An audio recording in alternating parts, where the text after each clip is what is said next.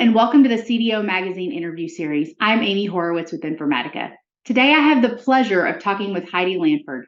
Heidi is the former Chief Data Officer for Fitch Group. Heidi is also on the CDO Magazine Global Data Power Women list for 2023. Heidi, thank you for joining us today. Thanks for having me. So this is an interesting question. We see more and more CDOs taking ownership of the analytics and AI portion of an organization. Does this make it easier to deliver tangible business value? How do you feel about that?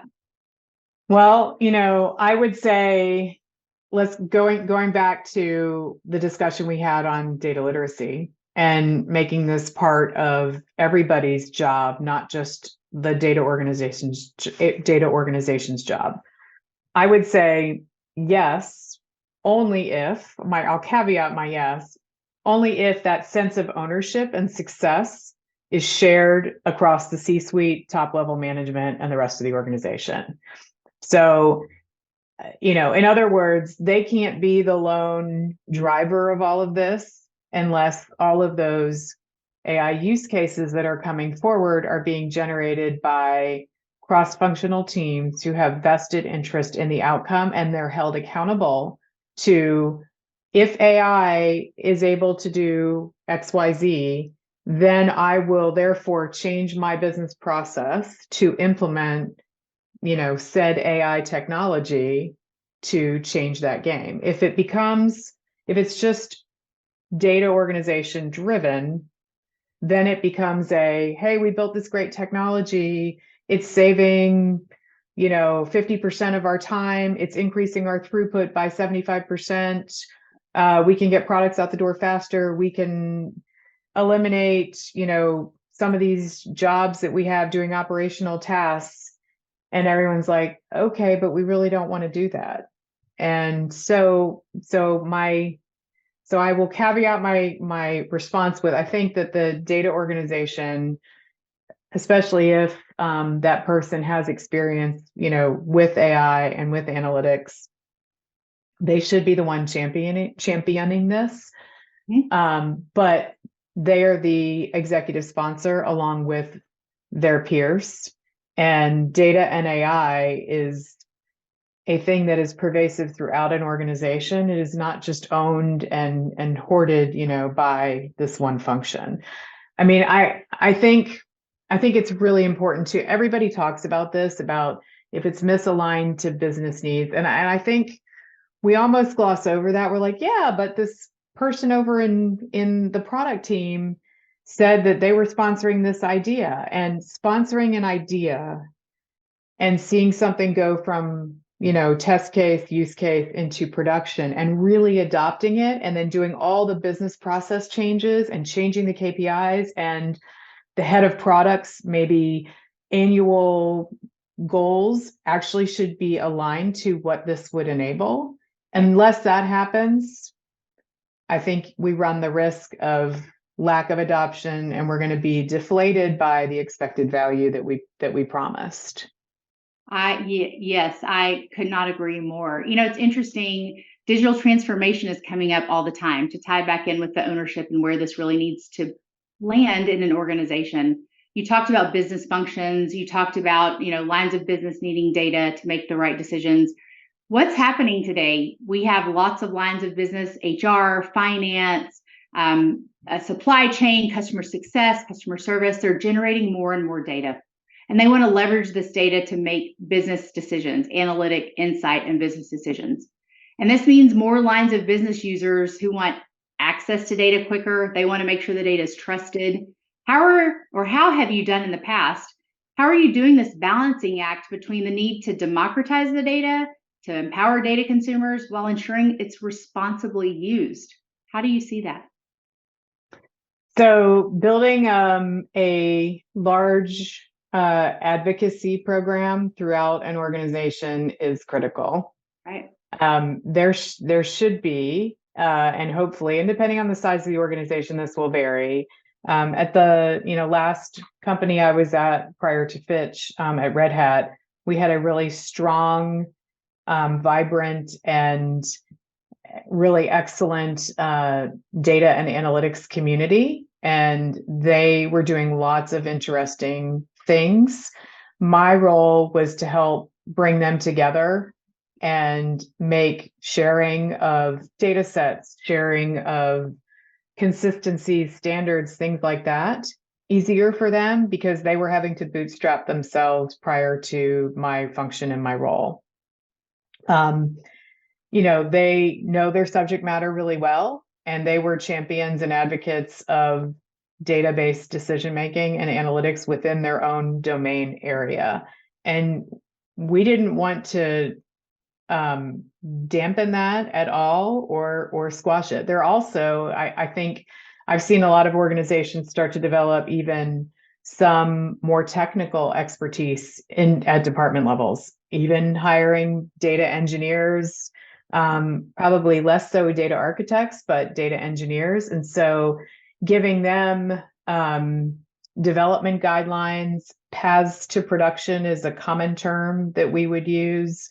A federated way to, hydrate a data lake as an example. So if you want more sources of data in the data lake, here's the how-to guide on how to do it.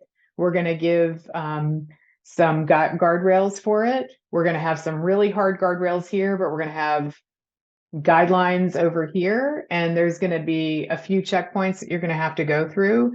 But we know that you need to get things done faster than what one team can singularly do. And we don't want to be this reason for things slowing down or the reason for you building shadow, data marts and shadow IT organizations. And so they're really at this point, there's so much data. You almost can't keep up with it. And so you have to, as a data leader, you have to cede the former sense of control that you maybe had 10 or 15 years ago. You've got to think outside the box of different ways to do this in a much more federated and collaborative way. And that's the only way that some things are going to get done. More regulated industries obviously are going to have some things that they care about and are more important to not let be pervasive throughout an organization than others. But for the most part, I mean, I think it's a really great time because technology is it's so helpful right now to be able to get these things done quicker. We should embrace it as much as we can, and we should get as many people using it as possible. Great. So you mentioned guardrails. I want to hit on this last question and get your perspective on this. Data governance is sometimes seen as the blocker, don't do it. It's a bad word in a lot of organizations. How have you in the past taken the concept of data governance and turned it from a roadblock into really more of being an enabler for your lines of business in IT? How have you done that in the past? I will say this is one of the harder things. I sometimes wonder if data governance needs to rebrand itself and come up with another term other than governance.